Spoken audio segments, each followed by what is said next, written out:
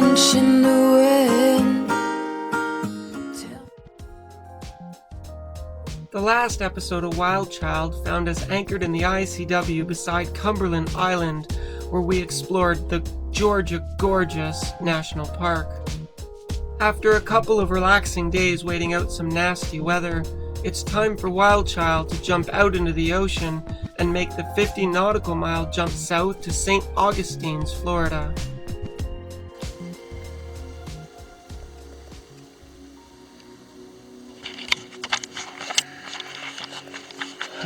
Good morning. It's Sunday, December.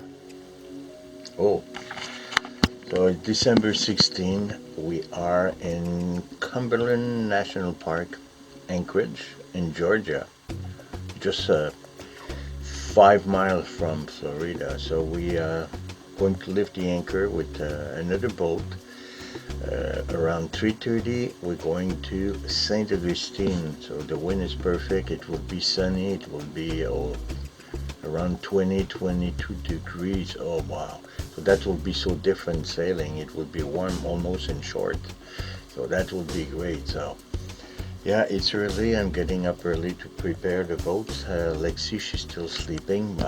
I need my coffee, so I'm going to comb my hair and get ready for the coffee. Get the boat ready also. Dark. Good morning. Good morning, sailor fans. It's Sunday, December 16th. We are right on the border, actually, between Georgia and Florida. We're about to go out for a short 50-mile jump down to St. Augustine.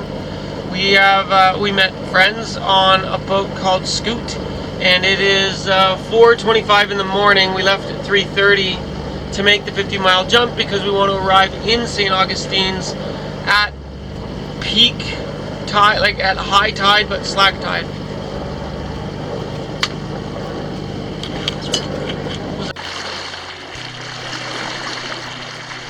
Because we are underway inside the ICW on this dark, moonless night, we're running the nav lights.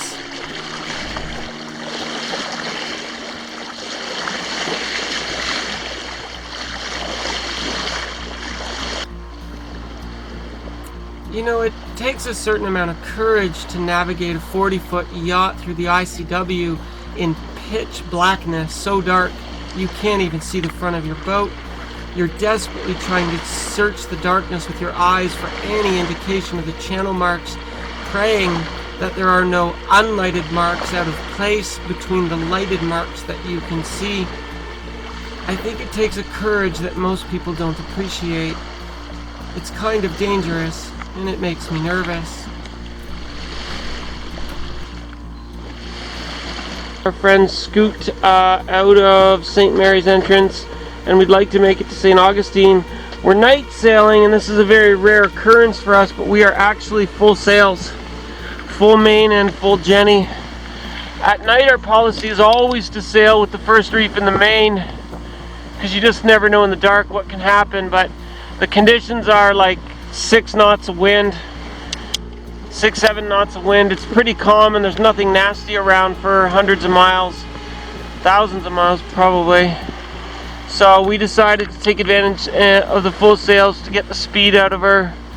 And we are, what's the status of the helm? 6.5 over 5.2. So we're 6.5 knots of wind and we have 5.2 knots of boat speed. Not bad. What's the wind angle? 66. With a wind angle of 66 degrees, so we're 6.5 knots of wind and 5.2 knots of speed at a wind angle of 66. WildChild is a very efficient girl, like she can really go when we ask her to.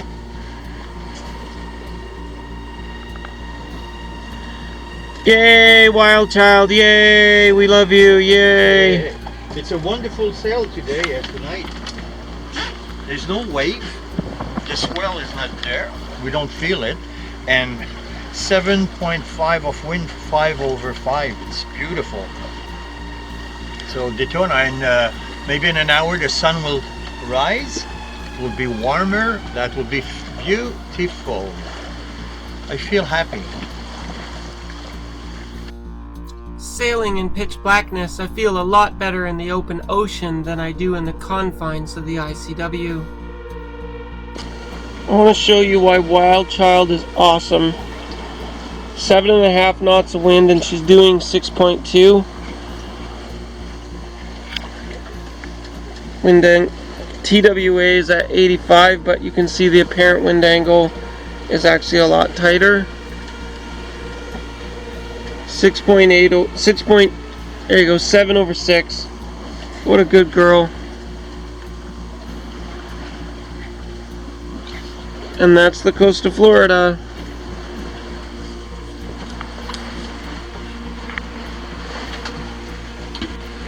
With perfect sailing conditions, we begin to greet the sunrise around 6:30 in the morning.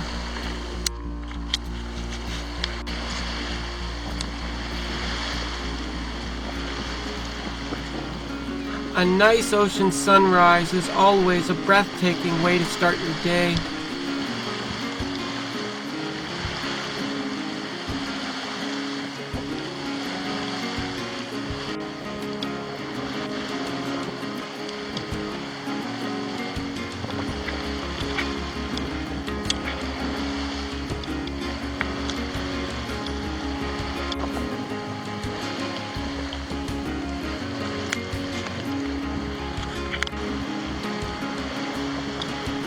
And in the daylight we can see our buddy boat up ahead. It's Sam and Jane on the sailing vessel Scoot.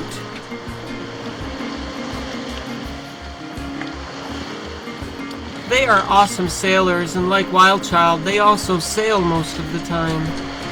Sam and Jane, I miss you guys.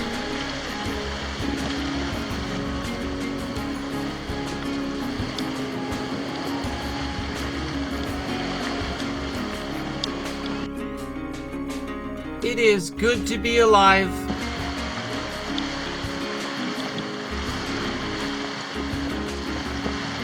How great is this moment? Like, don't all sailors dream of ocean sailing in perfect conditions just like this? This is a perfect moment. Sailing doesn't get any better than this.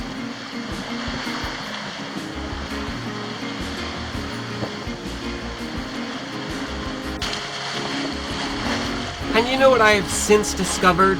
Sailing off the coast of Florida is just so easy compared to sailing the North Atlantic.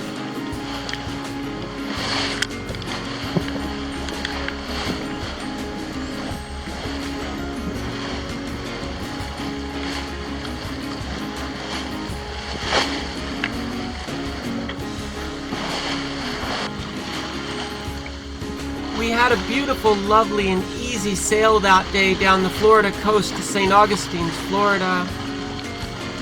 Given that WildChild and Scoot were so evenly matched as sailing boats, we kept pace with each other comfortably. It was a great day of sailing. Until later in the afternoon when we lost our wind.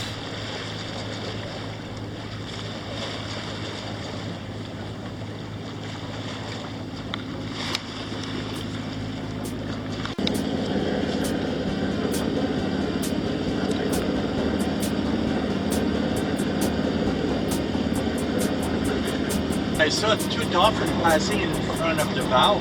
Whoops, so get the camera. They never show back again.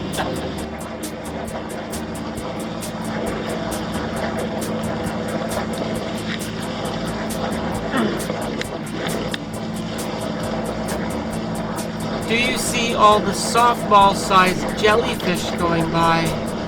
That was interesting. As we got nearer to the channel at St. Augustine's, we sort of had to accept our defeat. It's almost glassy calm out here. You can see Scoot dropped her sails. We noticed behind us that there's 3 other sailboats coming up from the rear. There's a whole pack of us headed for St. Augustine's.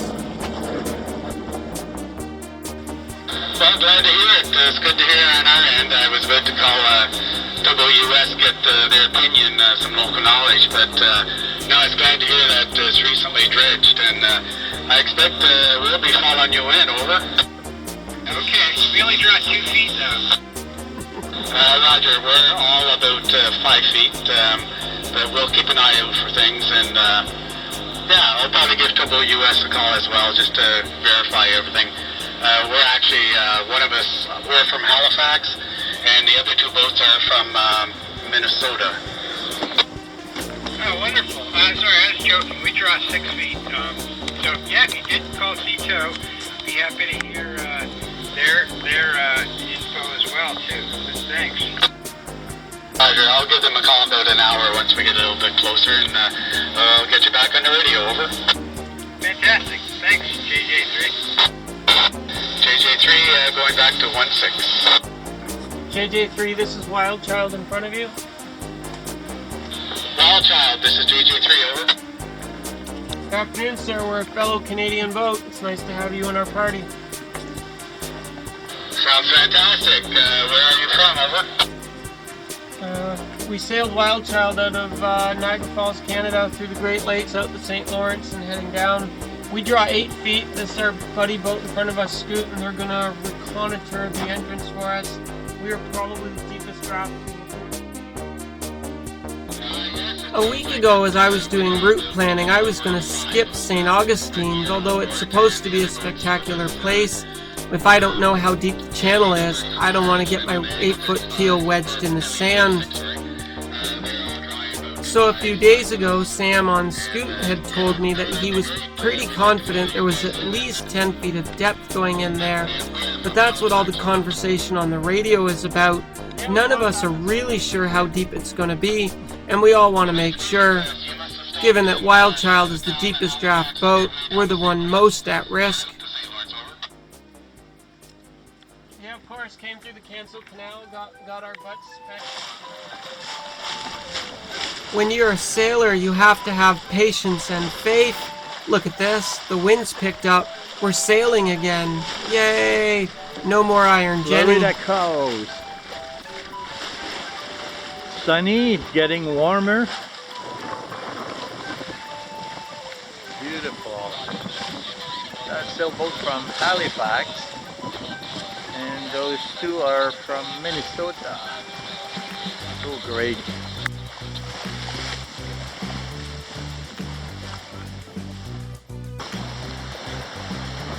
Ah, sailors, don't yell at me for letting my Jenny luff like that.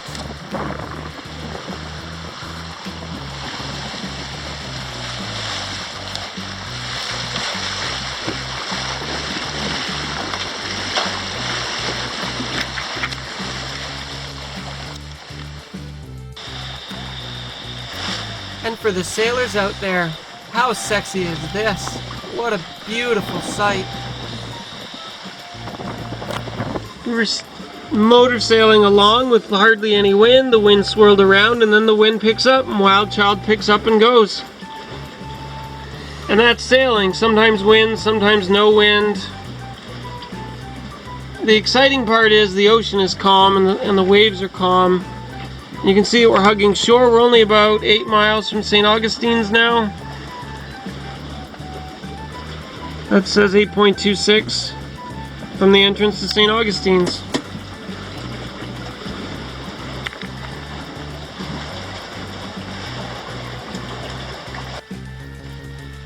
The racer spirit inside me is getting a little excited. WildChild's beginning to overtake Scoot. Go, baby, go. WildChild, my feet out of the deck, and water splash. Is that the beautiful view of the sailboat going under a sail? Wow.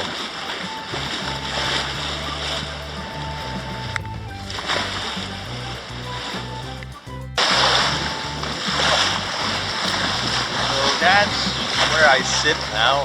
It's so beautiful. Oh my goodness, it's the feeling inside.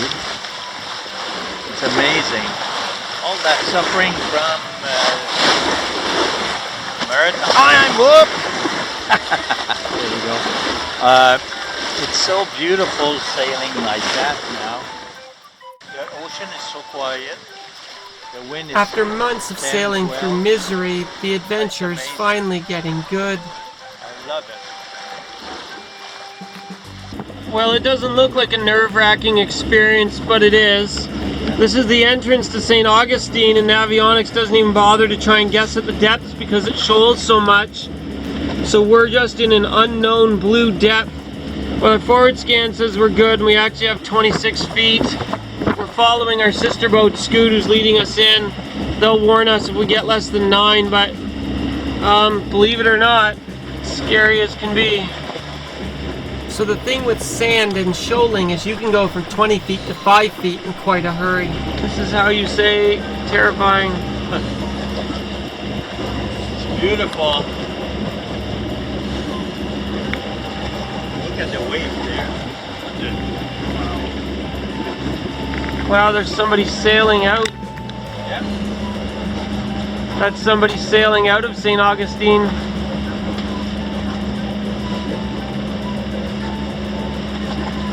Proud of them.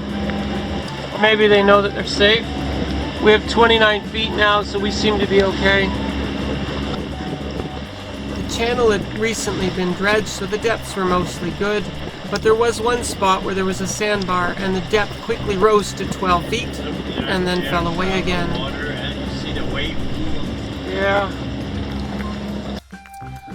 It's a little confusing when you first come in. We weren't sure if we should go left, right, or straight. If any of you ever sail into St. Augustine, Florida, the answer is go straight, and then it hooks around to the left where you have to wait to cross under the Bridge of Lions, which only opens every half hour. And as you come through the bridge and you look off to the starboard side, there's a marina there. It's a really great marina with reasonable prices and very friendly people. You go a little further and there's a mooring field with affordable mooring balls at $25 a day. We end up staying for a couple of days to explore the town of St. Augustine.